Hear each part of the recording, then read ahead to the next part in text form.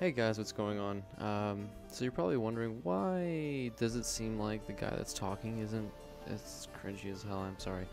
So hey guys, what's going on? It's Ghost here. Just thought I'd bring you guys a quick kind of basically a GOAT gameplay since I know that since the sale has officially ended, since today is Monday, even though I'm recording this on Sunday, I thought I'd give kind of some of the newer players that have just recently joined us kind of just a GOAT gameplay recording thing, basically.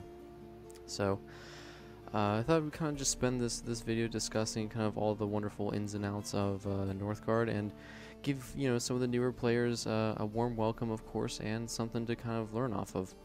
So today we have some GOAT gameplay, as the title will probably explain, and what I have essentially done is, besides, well, let me start from the beginning.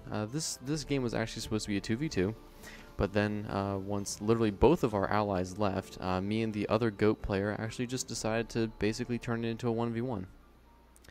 So what I typically like to do with my GOAT openings, if you will, is I typically like to go with all three initial starting buildings. As a GOAT player or as a GOAT person typically playing, it's okay to do that. For other clans, like essentially every other clan besides GOAT, it's actually, I usually kind of suggest other players don't build the Woodcutter's Lodge first. Pretty much every time, besides maybe Boar, you can always go for the Scout and the House first.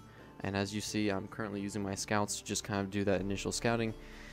You always want to kind of have the Woodcutter's Lodge either last on your build order, or just kind of, you want to typically use your Scouts to look around, see if maybe you have a easy to colonize forest.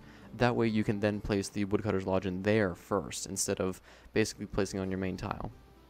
Now, as you can see, since I didn't actually get a forest in my initial kind of scouting, I just kind of, the first Woodcutter's Lodge is always good, and I already have it down. And now that I've got my fifth villager, typically you're supposed to send in, have the sixth villager go and do it, as in have them become a woodcutter. But again, especially just as the playing so many games as GOAT, I know that you can typically get away with actually having a little bit earlier of a woodcutter, and it's not the end of the world. Now, what I'm currently doing is essentially I'm trying to find the middle of the map, and or just kind of look around to see what I'm going to be kind of working towards, because typically for most games you expand to about 4 or 5 additional tiles, and then you sort of just kind of want to start looking around for other things. Now, in this case, I see the Valkyries, which means, okay, I know that this is going to be the middle map tile, or it's going to be something really important, because you never have multiple Valkyries on one tile, unless it's the middle map tile. The Thor's Wrath and... yeah, actually, I think Thor's Wrath is the only other tile that actually has Valkyries on the tile, so it's going to be middle map. And to kind of get back to the base, since basically that's where the webcam, or the game is kind of shifted us back towards, what I'm doing right now is typically, normally, if you will, for GOAT players, you usually want to always prioritize getting your sheepfold up before anything else. Since you always start off with 2 free sheep, it's always important to kind of build that first, even if you have a farm, even if you have a fish tile, and even if you have a deer tile, or the option for a hunter's lodge, as you can see kind of to the north of my base.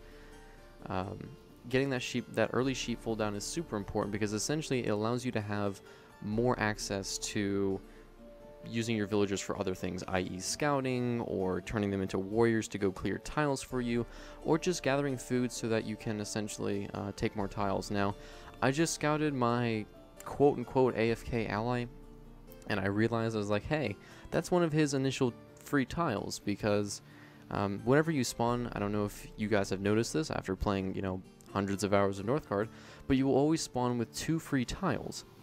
Basically, this is just to kind of incentivize you to take those tiles and then use them to their best ability. In this case, I got a ruins, and the other tile was the farm, which I placed the sheepfold on. For the ruins, it's nice to have as a GOAT player. A lot of times, I actually personally like to always have one tile be a food tile and the other tile just kind of be a blank space or ruins. This basically just allows me to have more building space, and especially, you'll see, because I'm just basically a trash player, I'll get supply capped every once in a while, but I mean, that's just, I can chalk that up or make the excuse, oh, well, you know, I'm just always learning. So there we go. My allies have disconnected, and I'm kind of upset because the AI decided to feast when it's only it's 800 AD. And essentially speaking, a lot of newer players, not a lot of newer players, excuse me, a lot of older players, they typically like to try and hold on to their feasts for as long as possible. The reasoning behind that is essentially the cheaper the feast, you know, when you have more production, more infrastructure, and you have a cheaper feast, it's just a lot easier to kind of snowball that. So when when you only have like 9 or 10 villagers, why feast now when you could have 15 or 20 villagers and have the exact same cheaper feast? You're getting, more benefit for that early cost, or that little cost. So one of the kind of key or essential things for Goat is to always find something or someone to trade with. I have my AI ally, but I really don't want to trade with him, so I see that I have the Kobolds. I think these are the Kobolds. Excuse me. And yeah, the AI decided to take that free tile, and I'm just kind of sassy because I wanted that extra food tile, because, greed for the greed gods. But yeah, so I scout the Kobolds, and I'm probably going to go ahead and start looking at trying to get a trade post up, because if you look at my gold at the top right next to my wood, essentially I want to try and get as much money as I can so that I can start kind of preparing for an 802, 803 warrior all-in. Now, one of the things that I personally like to do with my scouts is I actually like to use the wounded warriors and/or just kind of villagers that get attacked by the neutral creeps. I actually like to turn them into scouts and then have them scout basically until they die for me. Because what I usually like to do is I don't actually like to get a healing hunt until almost basically spring of 801. And so what that entails is essentially this means I'm going to have to kind of figure out a way that I can keep my expected happiness high while not getting the too many wounded debuff, because right now if you look to the side, it shows that I currently have 3. If I get 1 more wounded, I'll have 4, and then I'll lose 1 happiness for too many wounded. So what you'll see is once I get this, and this is going to be a little bit of a micro nightmare, because now I think I'm actually in the process of deciding whether or not I want to get 2 more warriors to try and clear out the, oh god, this terrible micro. Jesus, what was I doing here? So yeah, as you can see, I'm actually swapping out the warriors right now to scout the ruins. And fun fact for any of you newer guys, what you can actually do now with your ruins is, if you are sneaky enough about your playstyle, you can actually, if you look at the ruins, I now have both scouts scouting the ruins at the same time, and this does increase the speed of it, but it doesn't actually increase the amount of gold you get. It's basically just quicker, which is, in a game of where you're trying to do everything faster and better than your opponent, hey, it's the little things that win.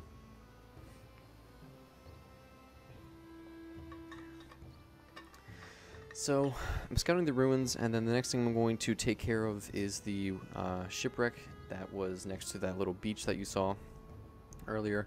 And I'm going to use that wood to get a food silo and a few other kind of mining things. But as you can see, I just got the 2 new warriors. I was really kind of hoping to try and maximize my warrior value. Typically, you can clear out either, I think you can clear up to maybe 5 or 6 individual wolves by themselves, but if you have to take on 2 wolves at a time, you can clear generally up to about 4. So that's 2 tiles with 2 wolves on each tile. So it just took the wolf den because, long story short, don't want to deal with it.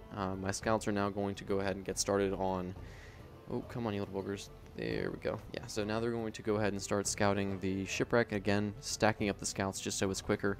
You notice I just got another woodcutter's lodge, and the reason for that is the goat and generally most clans overall really need a lot of, oh, and actually, quick, as you notice that I pulled my warrior back there, even though the wolf was actually prioritized onto the other warrior.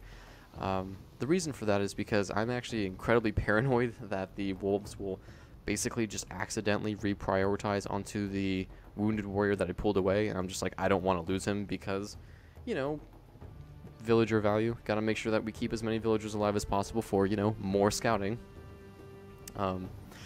But yeah, so the second Woodcutter's Lodge, the Goat Clan is incredibly wood demanding, and the reason for that is because basically you're just trying to get a lot of upgrades. I've got 2 stone tile or stone ore ingot location places things that I'm going to have to mine out, because if you look on this tile and you notice that I build the miners on that tile first, I want to get rid of that stone so I can use it, but also so that I can drop a food silo on that tile eventually, because right now I really don't want to I don't want to drop amenities on that tile, because I mean, really, it's a 3 tile, so once I clear that stone I can get the food silo, and I don't you know, I can save that 20 gold for later.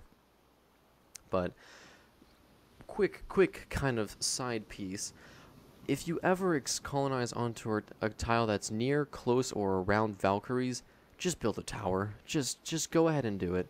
And right here, you're actually going to see me just go ahead and throw away a bunch of my villagers. Again, it's just to kind of keep that expected happiness in check, essentially, because I don't want to have to, you know, use healers to have to heal a villager that's pretty much 75% dead, and, you know, then have to send 2 villagers to heal a guy for, you know, an incredibly long time. It makes it really difficult. So got all of them to die, and if you actually notice, my happiness is now up to 4 instead of just 3, because again, I lost a bunch of wounded villagers, and I can now get those guys back a lot quicker.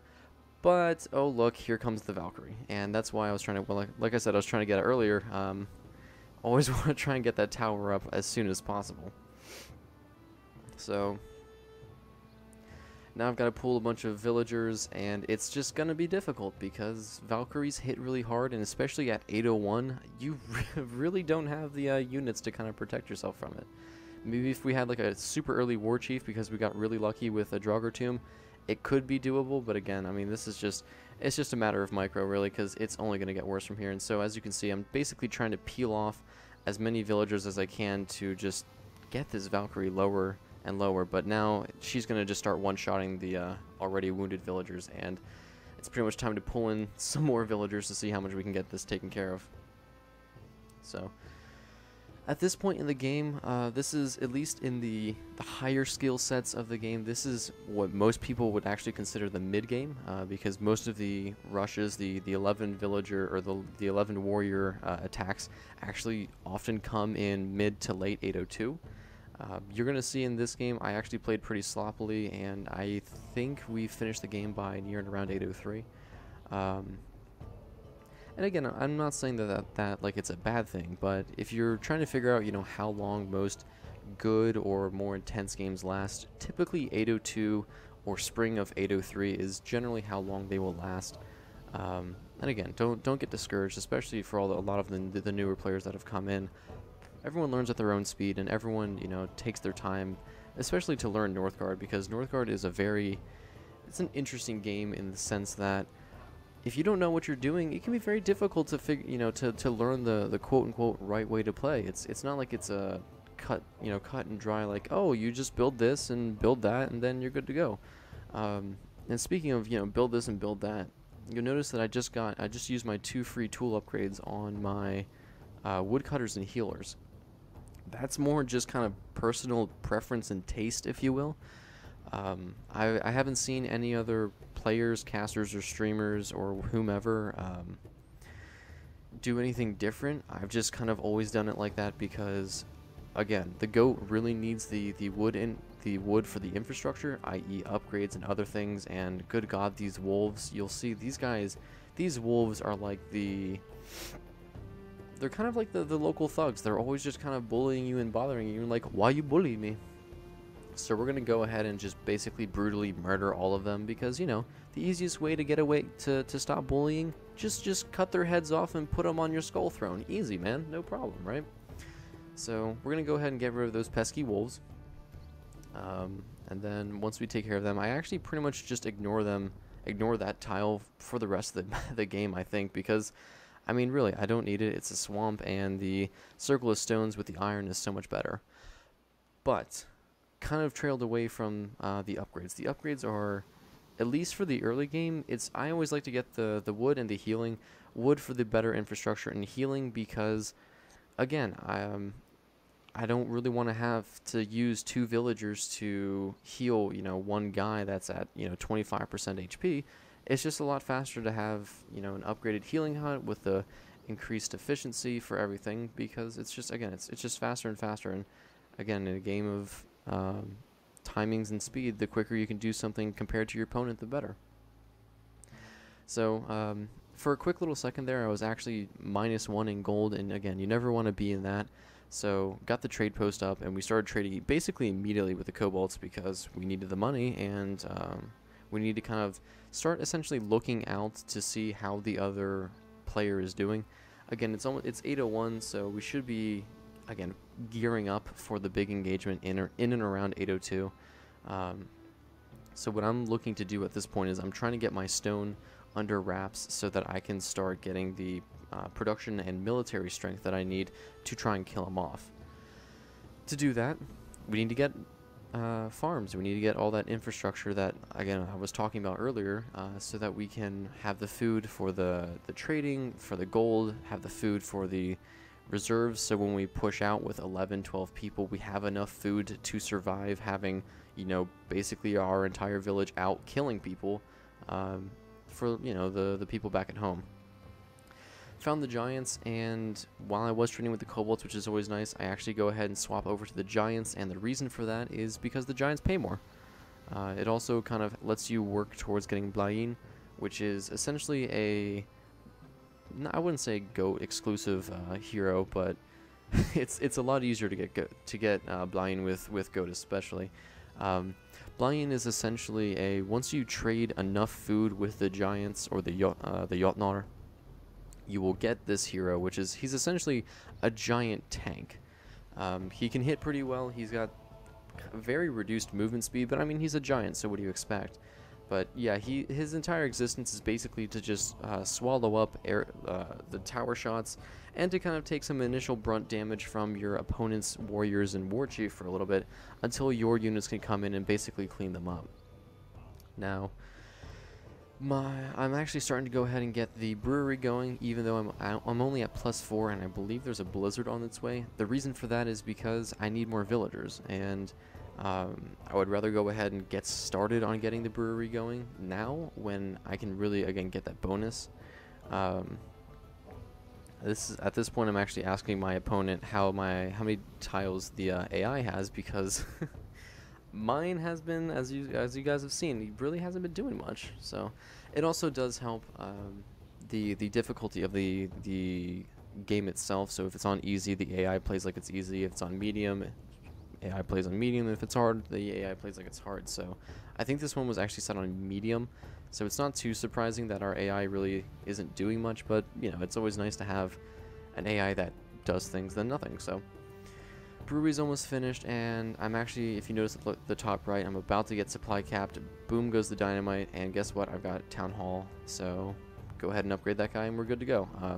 House is now getting built as well, and I think what I actually am going to do at this point is I actually get the two brewmasters going, and then I actually want to upgrade the brewery. I believe that's what I do, so that I can get the third brewmaster on there and really get that that happiness going for more villagers. So the stone, let's see, what are we up to? I believe at this point, yeah, I'm pretty much just kind of prepping for the big 802, 803 push, and it's just a matter of gathering resources at this point and just kind of preparing for this blizzard, because a lot of times, excuse me, really had to get some water. A lot of times the blizzard, excuse me, can be very, very detrimental, especially if you don't prepare for it, and especially if you're already low on resources. So I typically, depending on how well I'm doing, if I'm getting like +10 on food and I'm getting like +8 or 9 wood, I typically start kind of preparing for the blizzard about 2 or 3 months in advance, at least in the time frame of it, so basically September, October, and November, I'm kind of preparing at that point. I realize that I have about 2 months left, and so at this point I'm trying to figure out whether I want to go for the farm or the food silo. Since I don't have like 300 villagers on this tile alone, I actually decided to go for the farm itself, since Basically, if I upgrade the food silo, it is a good bonus, but I only have one villager sitting on that tile, so it's not like I'm going to get this huge bonus if I would have upgraded the silo first. My scouts are starting to run around and, well, do as their name implies. Excuse me. So that I can basically just figure out what my opponent is up to. Information is just as deadly as the blade, as the saying goes, because if I don't know what my opponent's up to, I can't react properly. And so, like I said, we're just kind of prepping at this point. So we just entered winter, and I pretty much just wanted to jump to the winter because I spent I think like the last couple minutes of what was it, November, pretty much just kind of getting ready for this blizzard. And you'll notice here, I'm only at -3 right now and -1, both in food and wood. And it's not really the end of the world. It's really not that bad, to be honest with you. But the biggest issue is really when this blizzard hits. It says it's -20, and if you think about it on a mathematical term, you would think, oh, okay, so I'm losing about 20 food a month. No, it's typically a lot worse, because you have to go December, November, and January, and then you have to hit into basically February, and then you actually get to experience the full warmth of spring. So again, preparing for a blizzard is actually a lot more difficult than you think, especially if you're not prepared for it. And at this point, I'm kind of just scouting around, looking. So what I like to do with my scouting, especially when if it's still kind of early game, I'll try and scout tiles that I know my opponents are going to take. And what I mean by that is essentially, so for example, I took this wolf den very early on because I knew that if I could take care of it before it started to attack me and started, generating more wolves, then I wouldn't have to deal with it later in the game. Well, if I was coming in, I always like to scout tiles like that, especially if I know that they're nearby or close to my opponents, because I know at some point my opponents are probably going to take interest in trying to remove that threat from their base. And this essentially just gives me free scouting because I know they're going to take the tile. This will give me the fame count that they're currently at, and typically speaking, most players can gauge how a player is doing based on their fame count. So for example, if I'm like, let's say, a Raven player and I'm at about 345 fame, I know that the player is probably taking quite a few tiles to try and get ready for mercenaries. If I see that they've skyrocketed, so like if I'm only at 210 fame and they're at like 422, again, I know exactly what they're trying to go for. They're going for a very heavy mercenary rush, and I should probably go ahead and get towers up sooner than later. Again, Valkyrie tries to push in, and again, this is exactly why you guys want to make sure you have towers. Run out of food here because it's only been like 2 months, but I lost almost all of my 180 something food. But again, that's just a blizzard for you. So, now that we're kind of in 802 and we're basically going to start gearing up, by the way, that Valkyrie reprioritized onto the villager, even though the tower was shooting at it and been focusing the tower. She actually just went ahead and just straight up murdered my villager, but again, that's why you always got to be careful about that stuff. And oh, by the way, killed both of them, and I'm very upset about that. Killed both of the villagers. So, military compositions. Typically, not always, mass warriors is kind of currently the thing to do. And I'm saying this in the sense that it's currently, not it used to be, or not, in 5 years when you click on this video you go, oh, hey, look, this is the most efficient goat play, the thing to do. Typically, you always want to have enough buildings by 802 to be able to support an army of about 9.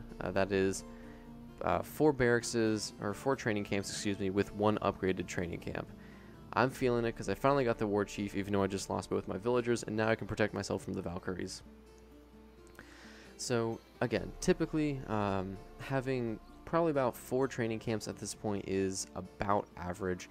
Again, I was playing super slow and just lazy because it's a 1v1 and we were pretty much playing super casual at this point. So my best interest at this point is to try and get the infrastructure, which is why I'm upgrading my woodcutters camp and why I now have 5 woodcutters and why I'm at plus 23. Again, trying to get that wood for the upgrades is super duper important, and getting the charge for your warriors. a lot of people ask me, Ghost, what is the best thing to mass? You know, what thing should I be going for? Unless you are bear, and unless you are host, and there's a reason I say unless you are host, and we'll get to that in a second. Quick little fun fact, by the way, when a Draugr pushes into your tile, as long as your units don't automatically start chasing that unit, you can actually basically bait the Draugr to chase you around. So if a tower's shooting at it, you can actually just have the Draugr chase the unit that it's targeting, and the tower will kill them off, and you won't actually have to fight them. There's no need to fight a unit that is going to chase you all the time, and it's actually, since it's so slow and cumbersome, it won't do any damage, so you just let the tower kill it for you. So the warrior is the best unit to mass currently, and the reason for that is because most often, at least, it's the cheapest unit to build, and it counters quite a few of the it counters its natural counter, which is, technically speaking, the axe thrower. So the reason that you would want to mass shield bearers as bears, obviously, because there's a natural ability called shield mastery, which just reduces the cost, I believe, essentially making them like general warriors. So again, as the bear, it's just kind of natural to mass shield bearers. And I say that the only time that it's kind of best to mass axe throwers is only if you're host, is because, currently speaking, since dedicated servers haven't come out yet, massing axe throwers is viable because you'll have immediate hit damage. So let's say, for example, I decide to go axe throwers against my opponent right now in this game where he is host. If I throw an axe at my opponent, the damage actually won't immediately register, because my damage on my axe thrower has to go connect with the unit, go over to his computer, which, you know, ping is a wonderful thing, register the damage, then come back to me, which doesn't seem like it would take a long time, but half a second to a second worth of a delay for damage against, 11 warriors that can do the exact same and they have charge against me can be pretty spooky, to say the least. So just having immediate, or what I like to call true damage, where you swing and you get immediate gratification on that damage, is a lot more easier to work with than throwing an axe and then hoping to God that those warriors don't have charge. So unless you're host, don't mass axe throwers, and unless you're bear, don't mass shield bearers. And if you're everything else, go ahead and mass warriors, because they're a lot easier to work with, they're a lot easier to control, and once you get those training camps and you get a bunch of upgrades, they can hit pretty darn hard. I believe after your fourth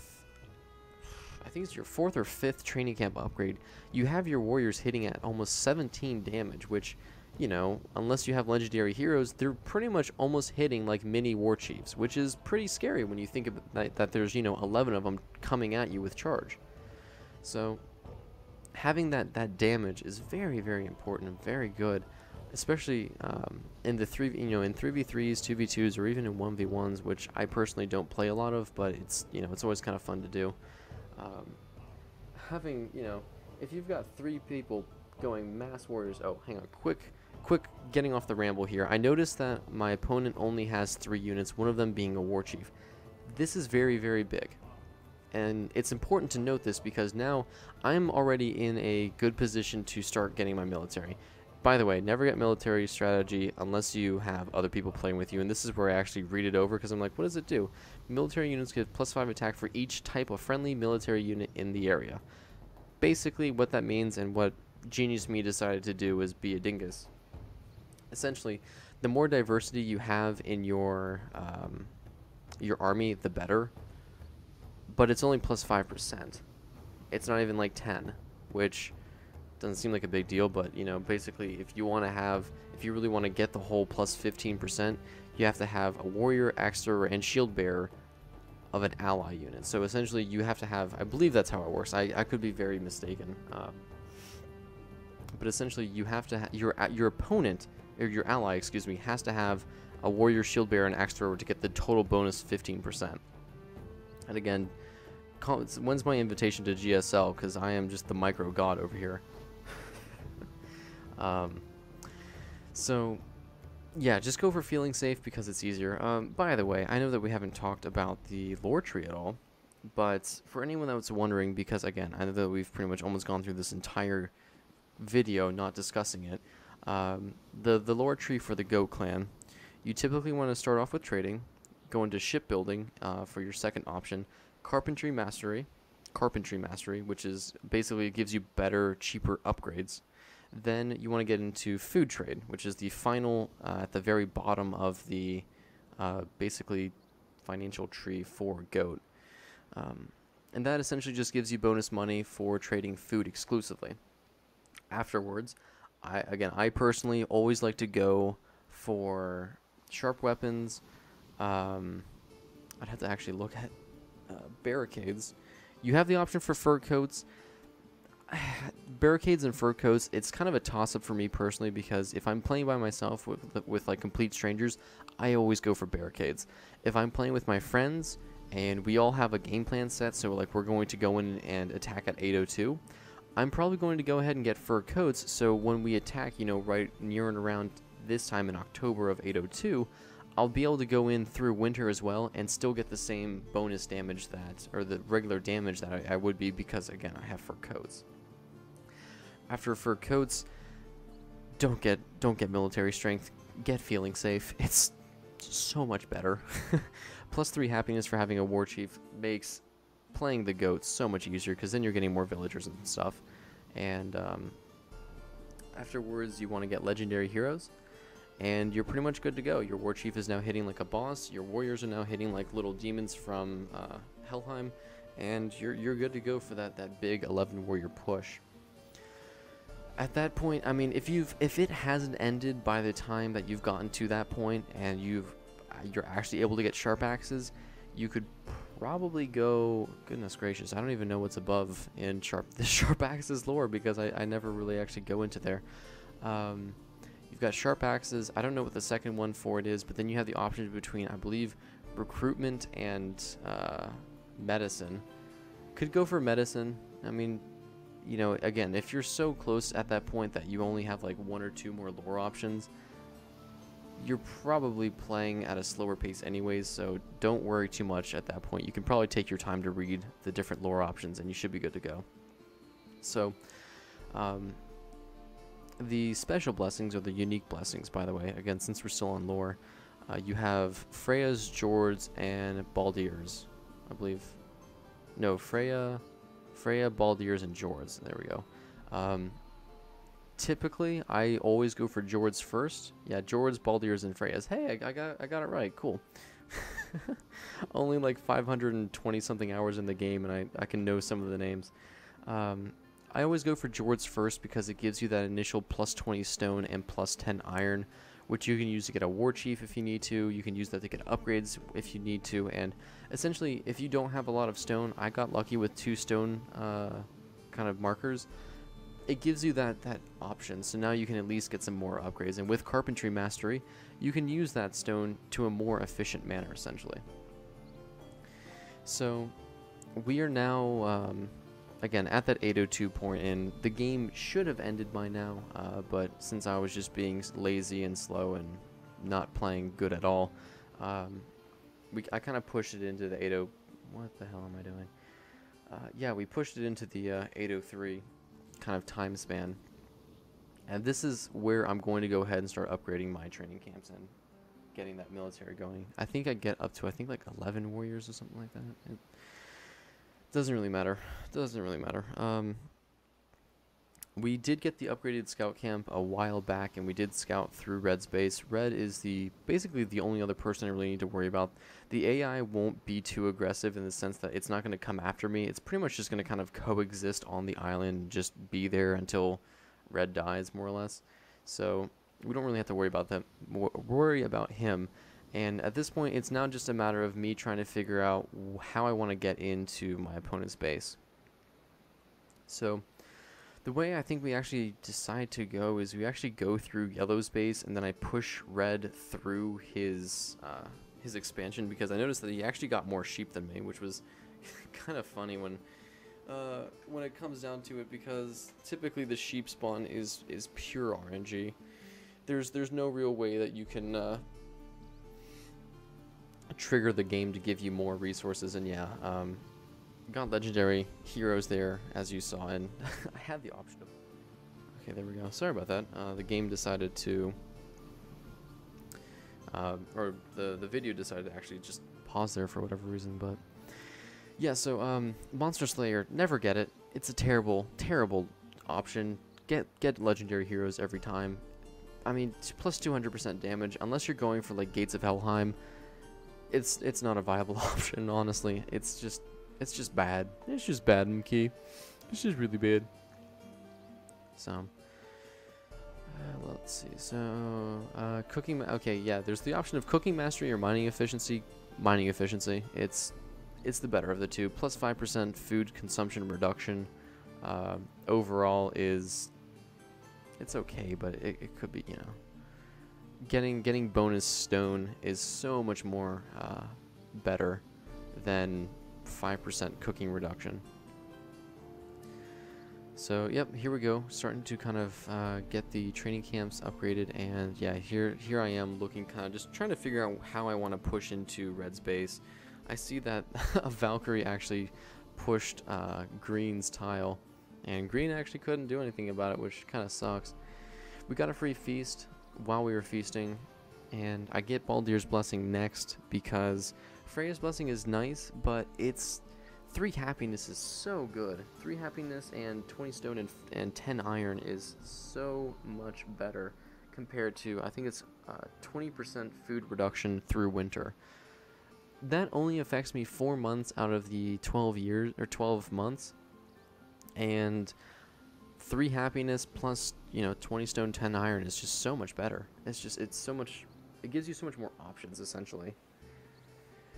So, yeah, we're pretty much just kind of going crazy at this point, because now our economy is Super Saiyan level strong, and we are getting tons of resources.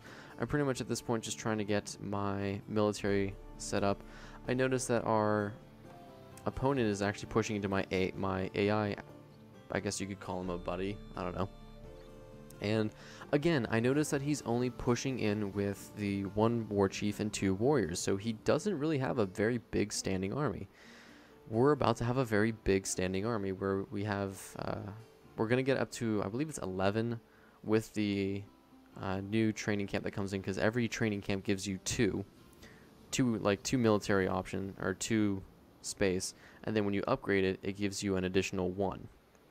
Plus the 5% that you get for having the upgraded training camp.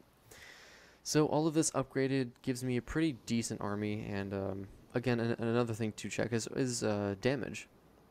It sounds kind of weird to check, but obviously if you're going in against an opponent that has more damage than you probably shouldn't push in on them. You know, kind of crazy logic, I know, but it's those little things that help you kind of win games, you know what I mean? Just those little things.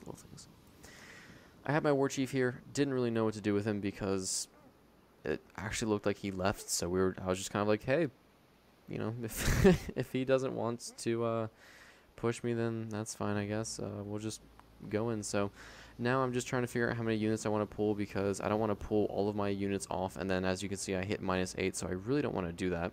So I actually shave off 2 of my my farmers or food gatherers, and I just grabbed some of the woodcutters because now I'm at a positive economy, and I have 10 military units. Oh wait, make that 11, because again, we want to have units. Couldn't get the 12th because we didn't have enough money. But so again, it's pretty much just prepping for this really giant military that you can just kind of basically just bash your opponent's skull in one decisive blow. Didn't get Baldyr because, again, shoutouts to being a lazy, terrible player, but we got pretty good. So we are now moving in to pretty much just try and fight him off, and I mean, it's kind of natural that we would see his units just kind of pull back. It's not like he doesn't have time to prep himself, and you see here, I checked his military units really quickly just to kind of see how he was doing. He's only at 10+3, which means he's only at sharp weapons. He only has the sharp weapons upgrade, and see that he's building a tower, and I need to get to that. So what you can do, there's a rule in combat where essentially you can never go 2 tiles deep on your opponent. So I can't currently push into that tile with the house because I'm currently trying to decolonize the tile that I'm standing on, which is the forest. So you'll see here in a quick second where I actually kind of do some tile manipulation. It's actually really interesting because of how the tile system works. So I'm going to push in here with my giant army of units, and again, it's a war chief and 2 warriors, which isn't really that much. So I realize here there's a bear on this tile, but it's a neutral tile, which means if I go onto this tile, this counts as a neutral tile, and the tile that he's standing on is now only 1 tile deep, because again, I was pushing in on one area that was 2 deep, but again, because now I am technically pushing into a tile with only 1 tile, I am now only 1 tile deep. I see that he pops a feast, and I realize that that I have a feast of my own, so I push in, lose a unit, but that's pretty much GG right there. Didn't let him get the tower up, and so boom goes the dynamite.